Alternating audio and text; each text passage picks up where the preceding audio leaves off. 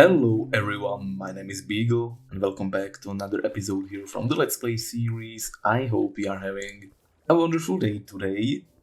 And today, today, we are finally going to take a look at a project that we left unfinished for quite a while, and I think it's prime time to actually come back and finish it. So today we're gonna be working on the sorter in the mountain. I left this unfinished way longer than I intended to. I actually wanted to get this done ASAP so we could finally have some storage issues resolved in this world. But alas, here we are. Something I noticed about whenever we do bigger projects is that I always love, explaining the concept and showing you guys the basics of it. But when it comes to the grunt work, my brain just kinda gives up and is like, yeah, we're just gonna leave this to future Bygl, and that Bygl then leaves it to another future Bygl, and here we are, half a year later. So today we're gonna break the cycle, even if for just a single episode here, and we're gonna work on this. Well, I say that we're gonna work, I already have worked on this, as you have probably seen from the footage that I just showed you. A lot of the grunt work that needed to be done is now complete. Look at this thing. So if you remember, I think I showed this off in the last episode or in the episode before, but this was actually half the size than what you can see here right now. We had 3 modules like this mirrored next to each other, and now we have 3 more, so there is 6 modules on each side right now. I actually did some math here that I can show you in case you want to see how many items we're going to be storing here. So we're going to be storing 288 separate items, so each double chest stacked onto each other. This is a single item storage. We're going to have 2 double chests for a single item, and then we're going to have 31,104 total stacks of items. It didn't fit on the sign, but that's how many stacks of items, not counting the storage in the hoppers, we're gonna have. Each item we hold in the system is gonna have 108 stacks worth of storage, or 6,912 units per item. That's pretty nice, huh? So let me show you some of the logistics that I have done here. I expected the vertical transportation of items to be simple. Oh boy, was I wrong. Yeah, it was a nightmare. So let's begin with the very first item elevator down here. This is how the items are being transported up. So they go through the system as we expect them to go, and then they need to go into a turn here. We have honey blocks because they are not full blocks, and that way items don't get stuck on them. A issue that I took way long to figure out is that items came over here and they got stuck, and I totally forgot that they are kinda halfway on this block and halfway on this block, so they can actually get picked up. So they actually got stuck on this honey block here.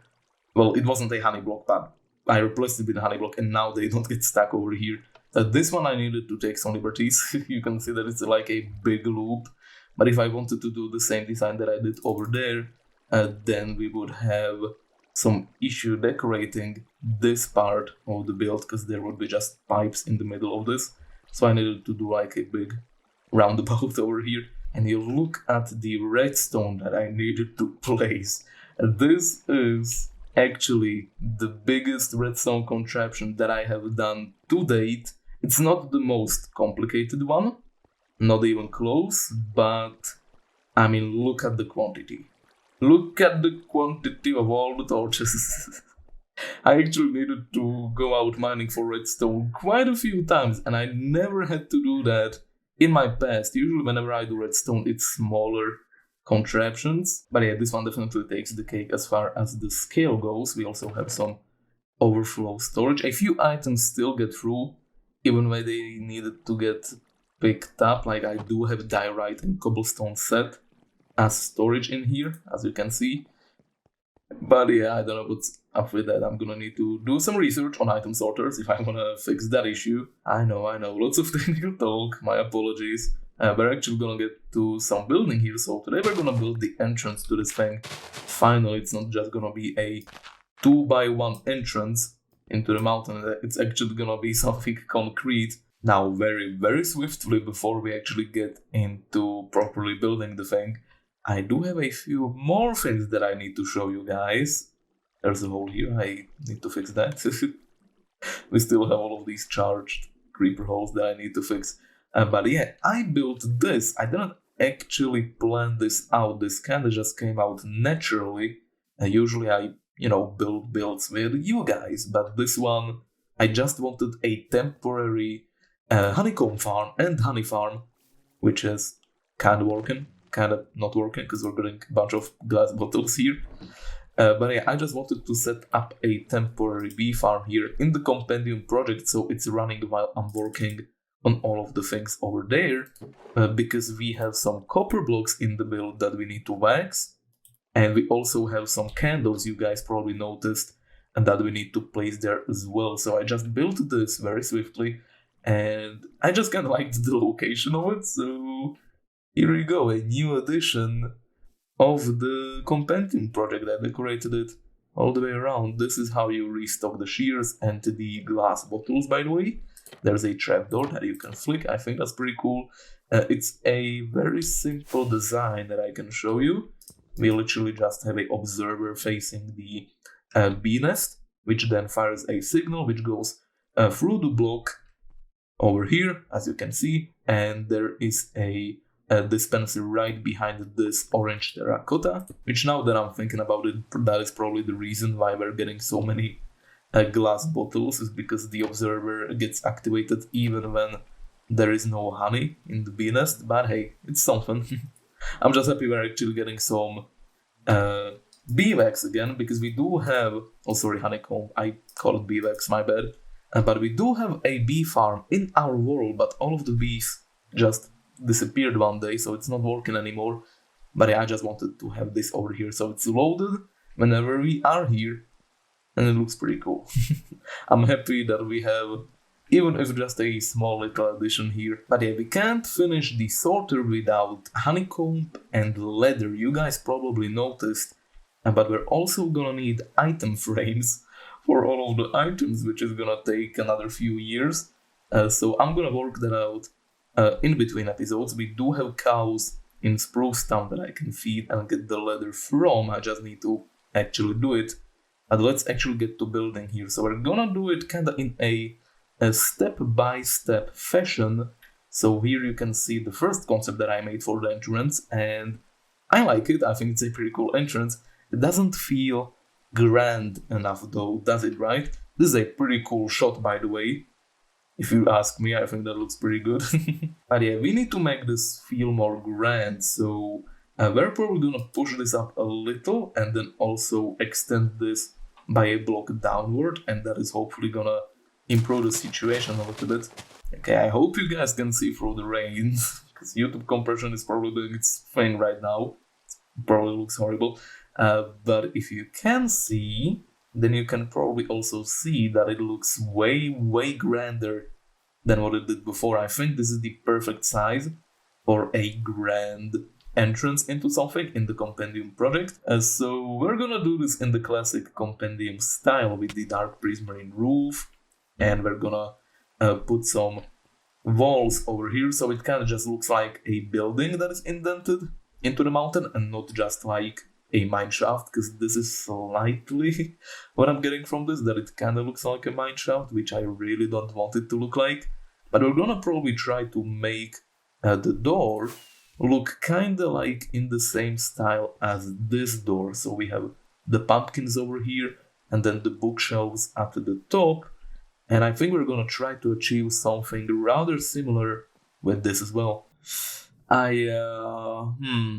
I totally forgot that that I was planning to add more on top of the entrance, which would make it look bigger naturally, and now it's a tall one, isn't it? Yeah, I don't know, guys. I abandoned the Compendium style for literally like 2 episodes, and I already totally forgot about how to build it, and everything I do looks totally horrible. So I'm gonna spend some time here, and hopefully I can come up with something that looks remotely good at least. Alright, now that I have reminded myself of what I actually want to do with the Compendium project, this is coming along much more nicely. So something that I told myself around a year ago, I think, is that instead of becoming a good builder, and yes, this might sound like an excuse, and that is because it is totally an excuse, but the thing that I want to achieve mostly with my builds is that I want to make the process of building them as fun as possible and experiment with new things as often as possible. So as you can probably see right now, this is quite a bit of experimenting that I'm doing over here, and it doesn't look exactly very riveting, but maybe it's gonna turn out good in the actual final product. We'll see. I always wanted to try to make like a granite cave, so I added a bunch of these dripstone and terracotta and stuff. It's a little too noisy, I think. I'm gonna try to kind of streamline it a little bit, maybe. Maybe we can actually make this look good somehow. But the main thing here is really to experiment with all of the blocks that I have never used before, such as dripstone. This is my first time using dripstone. And yeah, I really wanted to make like a cave entrance as the entrance to the sorting system here, since we're basically entering into the interior of a mountain. And if you guys remember, when we first started working on this, one of the art directions that I wanted this to take is that I wanted to avoid gray as a color at all costs. And yeah, if I wanted to make a normal cave, that would be very gray. So instead we're doing kind of this pinkish brownish mix. But yeah, if you come out over here, now you can see some of the progress that's been made. So to the left hand side here, I added a thing. I think this is called a flying buttress. Something that a lot of cathedrals have. It's kind of like this support on the side of the build connecting with a diagonal pole. So that's something that I added. I don't know how accurate it is. I have no idea. I just wanted to add it as a detail. And then a tiny small house over here. And it's coming along. I'm still gonna add a lot more stuff over here. Instead of trying to make it look good, I'm gonna try to make it look as wacky as possible, because, you know, that's the point that I almost forgot about. But the main point of all of these builds is to step out of my comfort zone to try and create something unique, and that is what I'm gonna do my best to try and do. But in light of recent news, there is something that we can talk about. So 1.19 snapshots are coming out, they're rolling out, and we just got our first experimental snapshot featuring the deep dark biomes and also the Warden. Now, probably none of you remember this, but way back when, I believe we were working on the minecart system in the outpost when we talked about this last, which was like a year and a half back, give or take. I'm a little disappointed that they took so long to come up with the deep dark concept and actually polish it. Now, I'm happy that they take their time. That is absolutely fine. I want to stress that. It is completely fine for a studio to take as much time as they need. I'm just disappointed they announced it in around like 2020, and we're only getting it in like I don't know, it's still not out. So it might even be like late 2022, maybe early 2023. Yeah, just some things that, you know, they probably shouldn't have announced the deep dark if they weren't being able to, you know, actually put it into the game.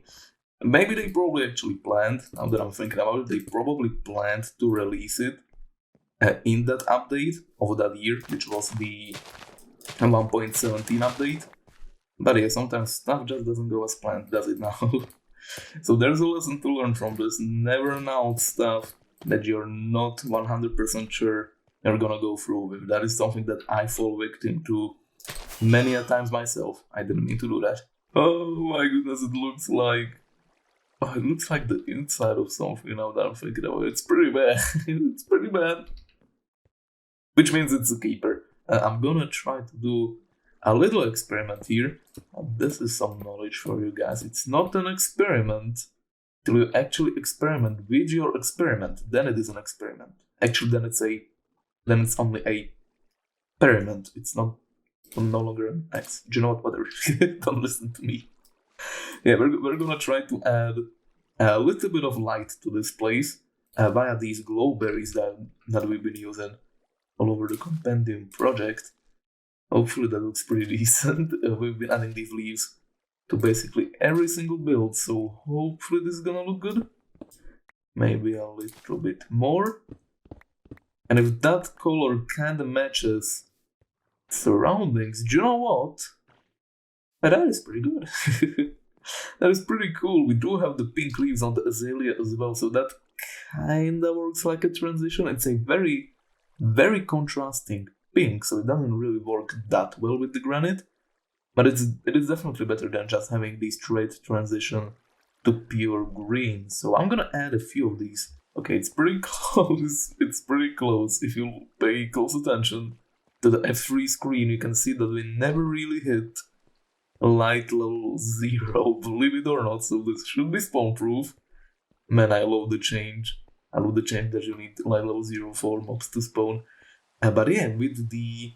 Oh, that grew. I need to shear these so they don't grow anymore. But with the azalea leaves and the glow berries, like... I don't know, it's got this aesthetic that I have never seen before. And I think I like it, believe it or not.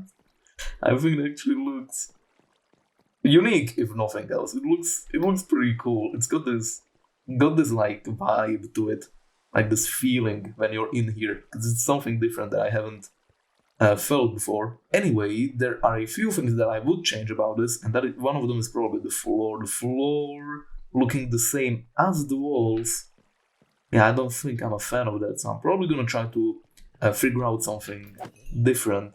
But yeah, I've taken way too much time to try and build this single entrance, so I'm gonna do the rest off camera here.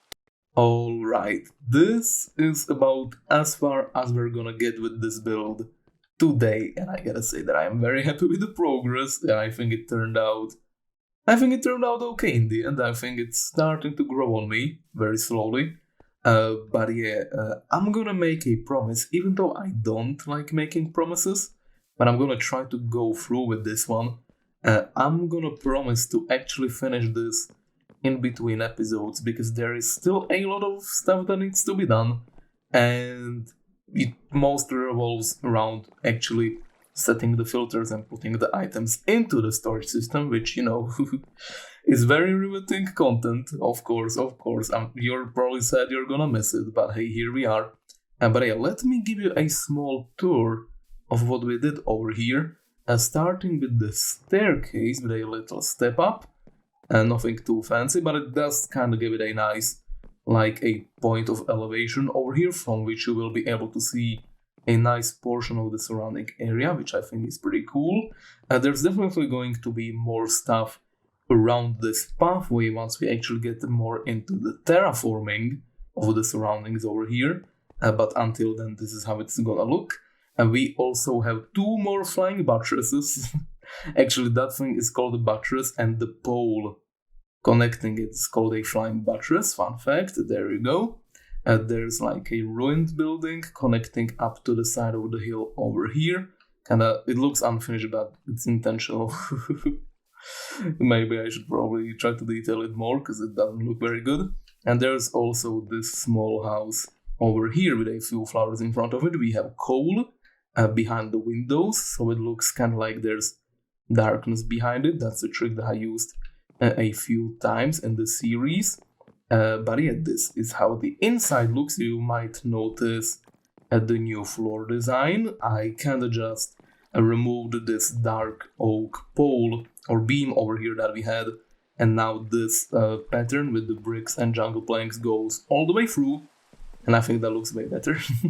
Everything is functional, by the way. This thing is ready to go. As you can see, if I put the red sandstone over here, I did take some liberties. You can probably hear the redstone fire twice instead of once, and it's kinda It's kind of all over the place, but that's because I had to sacrifice some space to make this work, so that is why that is that way. You can even see the hopper, and that's how little space I had in the end. Here's the overflow storage, as you can see.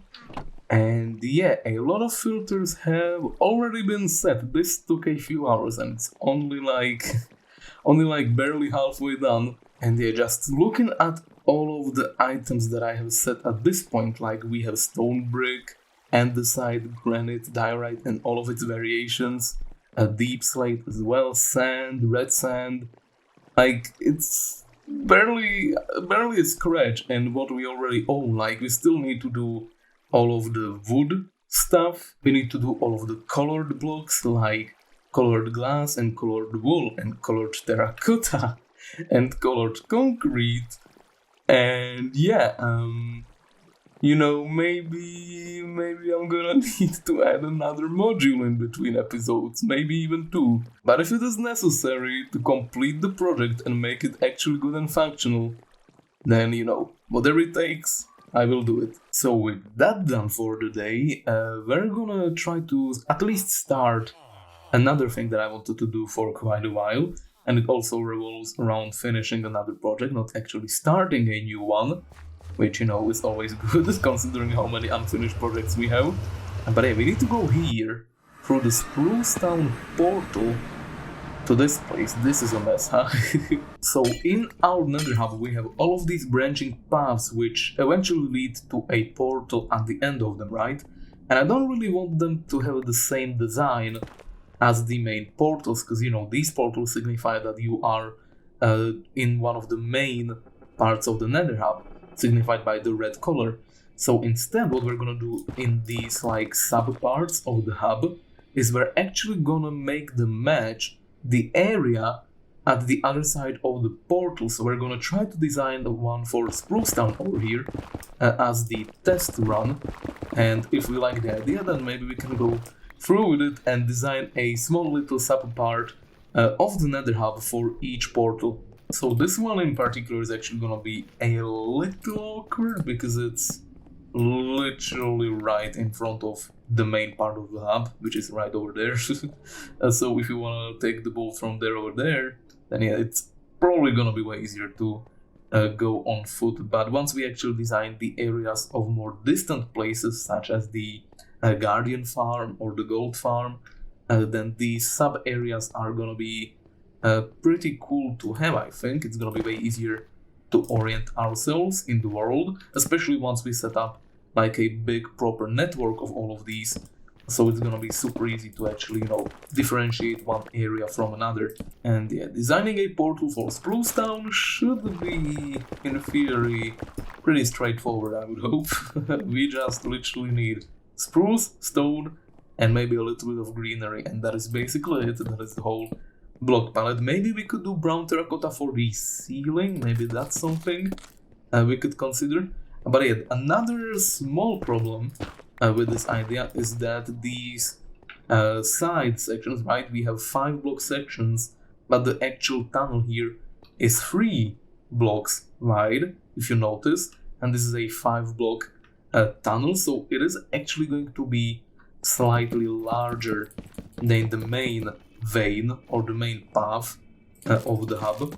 So we actually have a little bit more space to work with, and that means we might actually put in some more details in this.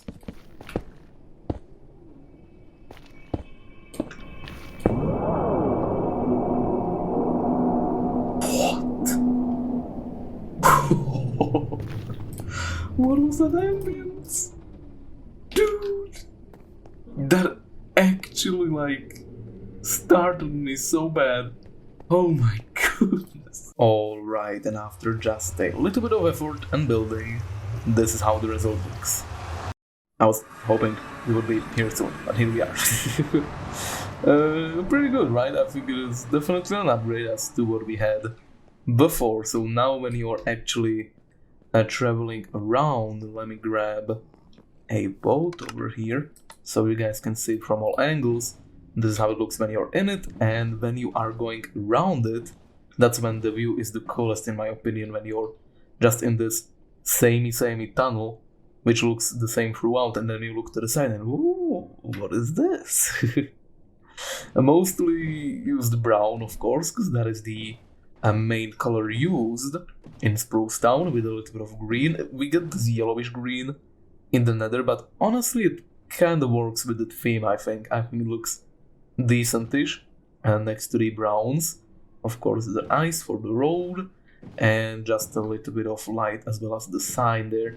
And also tried to make the portal look like it's within a cave, because, you know, we have that giant overgrown portal as the portal into Spruce Town. So I think that turned out pretty good as well. I'm pretty happy with that.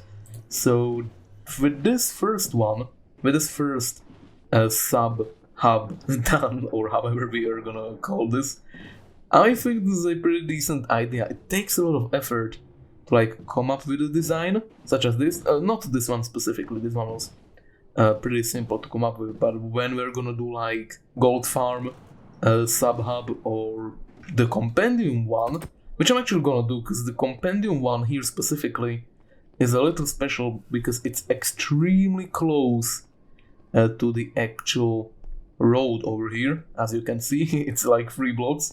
So I'm just gonna quickly come up with a small design here. But yeah, like for example, we have the witch hut, which we found a while back, and that has a insanely long nether road to it after a turn, which would mean that we would need to figure out a design for a whole separate path in the Nether Hub. So some of these are gonna be super easy, like this one, and some of these are gonna be even more tough than I would like to imagine. But yeah, I'm just gonna quickly finish this. Ooh, now actually, just a little idea that I have. Ooh, this actually, I think this could actually be a pretty decent idea. You see, I travel between Spruce Town and the Compendium project very, very frequently, but if I wanna go through this portal to the other portal, it usually takes quite a while to, you know, go over here, all the way around, and then over here. So I think we could actually streamline it a little bit by making a secret tunnel right between these 2 portals specifically. Let's see if I can find that pathway. Yeah, here it is. Actually, mind the exact distance that we needed. So yeah, now if I have the portals like this, it's gonna be way more convenient to travel between these 2 places specifically. So I'm actually gonna make, yeah, let's make like the super small secret tunnel. Well, I hope you guys didn't expect me to fit a miracle into here, because yeah, even I didn't realize how little space there was to work with. But I think this kinda resembles the Compendium project, kinda in a good way. We have all of the main materials, the brick, the bookshelf. The only thing we're really missing is a carved pumpkin for light. I have no idea where I would put that though, so yeah, I think I'm happy with it. It kinda makes sense as to where it leads to, so I'm happy with that. And also, as I promised, also yeah, there is the contraption for the boats over here as well. And we have a small little secret tunnel, which leads directly to Spruce Town. So I actually will start using... Oh, right. I actually need to spawn-proof this area as well. But yeah, with that secret tunnel done, I will definitely be using the Nether Hub way more than I have used to. And I already used it quite a bit, honestly. I just really like the vibe of, you know, being in all of these intersecting tunnels that connect up the entire world. I think that is a really, really cool thing. But yeah, that is going to be the end of today's episode. I know this wasn't a very exciting one, and it was definitely way more slow-paced than the other ones, but I enjoyed myself making it, and I hope you guys enjoyed watching it. But yeah, that is going to be at the end of today's episode. I hope you enjoyed it. Have yourselves a wonderful rest of the day, and I will see you in the next one. Bye bye!